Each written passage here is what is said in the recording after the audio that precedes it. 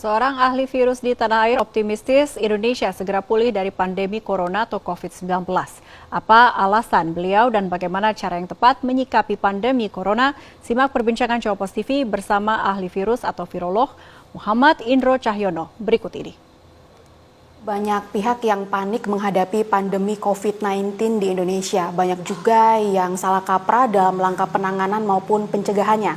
Saya akan berbincang bersama dengan seorang virolog, Dr. Muhammad Indro Cahyono. Apa kabar, dokter? Baik, sehat? Terima kasih. Alhamdulillah sehat. Oke, terima kasih buat waktunya berbincang bersama dengan Jawa TV. Ya. Dokter, saya ingin dokter membantu saya menjelaskan kepada masyarakat di luar sana yang panik dan juga resah akhir-akhir ini. Sebenarnya sifat-sifat dari virus corona ini seperti apa sih yang perlu diketahui masyarakat? Oke, mungkin ini akan sama seperti penjelasan yang sebelum-sebelumnya bahwa COVID-19 ini adalah coronavirus. Dan coronavirus ini sudah ada sejak zaman dahulu. Sejak 200 sebelum Masehi udah ada. Dan ada jenisnya, ada banyak sekali. COVID-19 hanya salah satu diantaranya. Dan virus ini sendiri terdiri dari selubung protein. Kemudian ada juga lapisan glikoprotein di spike permukaannya, dan karena dia terdiri dari protein, maka akan hancur dengan semua pelarut lemak. Mau pakai sabun mati, hancur. Mau pakai untuk alat untuk membersih lantai mati, untuk sunlight cuci piring mati, dengan mutih pakaian bisa hancur juga. Kemudian mau pakai desinfektan apalagi hancur. Virus ini sangat-sangat rentan terhadap banyak pelarut lemak.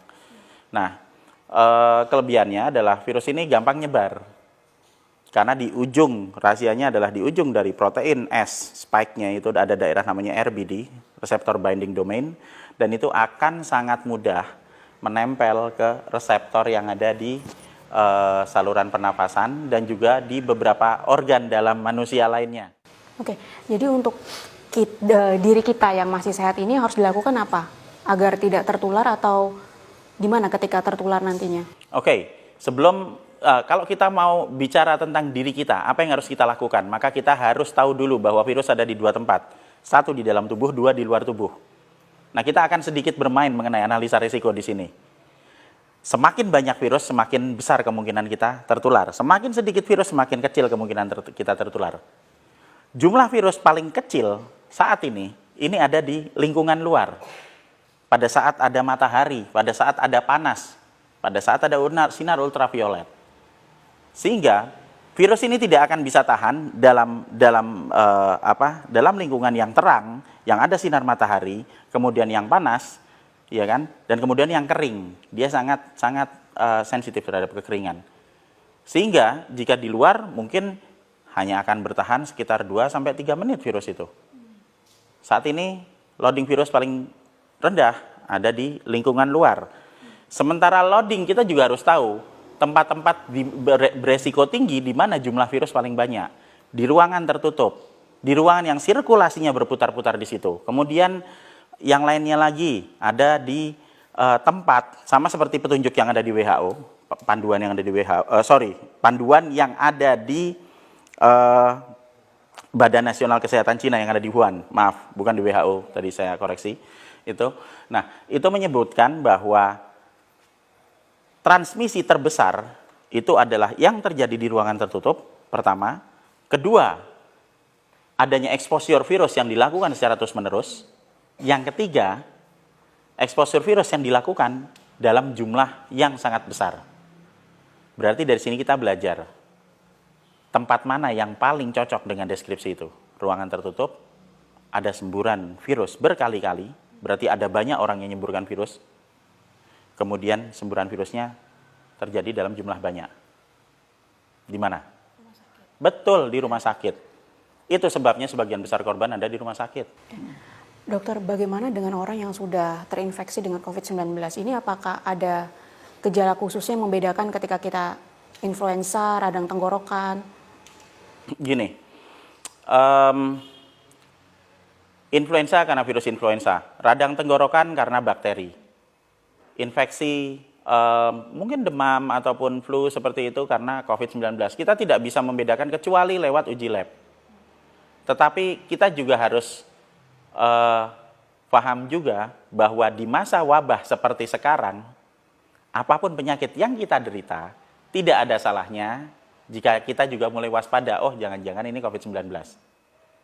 Permasalahan utama di sini adalah COVID-19 tidak membunuh. Itu yang jadi. Karena semua kehebohan ini sumbernya adalah karena kita terlalu takut bahwa COVID-19 akan bunuh kita. Hari ini kena, besok meninggal. Hari ini kena, besok meninggal. Kita lihat ambulan, mondar-mandir, seolah-olah seperti kita nunggu giliran, kapan saya mati ya, gitu kan. Kemudian kelompok yang tadi paling rentan, tadi dokter juga sempat singgung yang kalangan lansia. Kemudian apa yang harus dilakukan terhadap kelompok-kelompok yang rentan ini? Nah, sekarang kita harus membuat skenario bahwa di luar tuh banyak virus. Ya kan? Nah, kalau kita ada manusia, misalnya kita punya saudara gitu yang ada di dalam kelompok yang rentan atau kelompok resiko tinggi, lah kalau kita tahu di luar ada bahaya ya sebaiknya jangan keluar. Ya nunggu sampai wabahnya selesai, oke? Nah, terus kalau misalnya nanti ada kemungkinan virusnya masuk sampai ke dalam, ya rumahnya sering dibersihin. Karena semakin sering kita membersihkan rumah, semakin sering kita menjaga kebersihan, dong virusnya mati pakai pelarut lemak, ya kan? Terus orang tua yang ada di dalam kelompok rentan tadi gimana? Ya kita naikkan sistem imunnya pakai vitamin E sama vitamin C tiap hari. Nah kalau misalnya mereka nggak mau misalnya buat minum obat gitu kan, ya dikasih buah-buahan. Udah itu aja. Nah nanti kita juga harus tahu pada saat jika kita sudah melakukan semua pencegahan itu dan ternyata tetap saja ada penyakit yang bisa masuk, nah begitu mereka sudah mulai merasa sakit, sudah mulai merasa demam, nah itu bisa dihubungi dokter atau ke rumah sakit. Tapi saran saya sebaiknya dihubungi dokter dulu supaya bisa ditangani kan. Karena kita tahu jika mereka sudah terkena dan jika kita masih bisa merawat di dalam rumah, itu resikonya akan lebih sedikit karena paparan virusnya tidak lebih banyak daripada di rumah sakit. Tapi jika harus mendapatkan pertolongan dan pelayanan medis lebih lanjut, harus dibawa ke sana. Prediksi dokter kapan wabah ini akan berakhir di Indonesia atau sudah mencapai puncaknya belum ini? Nah, kalau saya bukan tukang ramal ya, mungkin itu harus sama Mbak Ningsih nanti tanyanya kayak gitu. Jadi, tapi kalau saya melihat virus ini sebenarnya tidak terlalu tahan lama.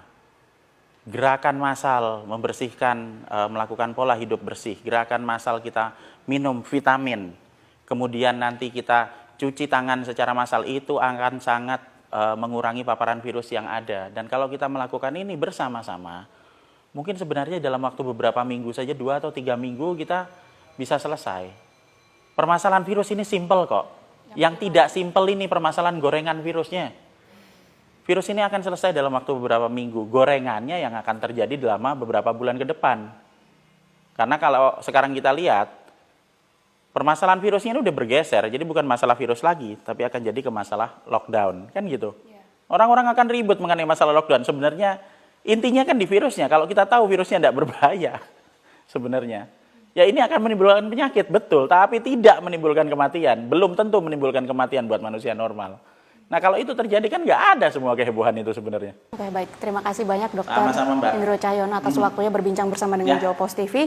Dan tadi Dokter Indro Cahyono juga sudah meluruskan berbagai hal yang salah kaprah selama ini yang muncul di tengah masyarakat sehingga tidak perlu timbul kepanikan, tidak perlu menjadi resah dan pandemi pasti akan segera berlalu dari Indonesia.